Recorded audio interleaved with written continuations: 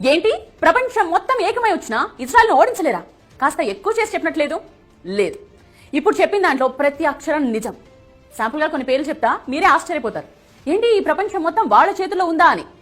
Jesus of Nazareth ఒక యూదుడు, Albert Einstein ఒక యూదుడు, కార్ల్ మార్క్స్ ఒక యూదుడు, వ్యాక్సిన్ సూదిని కనిపెట్టింది ఒక యూదుడు, పోలియో వ్యాక్సిన్ కనిపెట్టింది, లుకేమియాకు మందు తయారు చేసింది, హెపటైటిస్ బి మందు కనుగొన్నది, micro processing chip, nuclear chain reactor, traffic lights, optical fibre cable, stainless steel, sound movies, telephone microphone, video tape recorder, polo company, Levi's jeans, Starbucks, Google, Dell computers, Oracle, Baskins and Robbins, Dunkin Donuts, CNN, ABC, Washington Post. వీటన్నిటి వెనుక ఉన్నది యూదులు.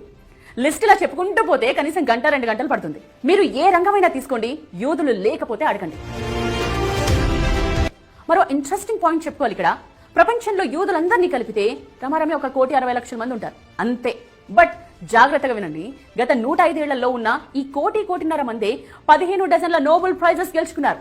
అంటే 180 Nobel బహుమతులు. So తమ brain లో 1% Israel కోసం పెట్టినా, తమ సంపాదనలో 0.5% ఇజ్రాయెల్ కోసం ఖర్చు చేసినా, తమ ఆవిష్కరణల్లో 1-2 ఇజ్రాయెల్ కు వినియోగించిన ఈ ప్రపంచం మొత్తం వారి ముందు దాసోహానిక తప్పదు. అసలు చుట్టూ 6 శత్రు దేశాలను పెట్టుకుని తొడగొట్టి నిలబడుతోందంటేనే యూ కెన్ ఇమాజిన్ ఇజ్రాయెల్ ఎంత పవర్ఫుల్ అని.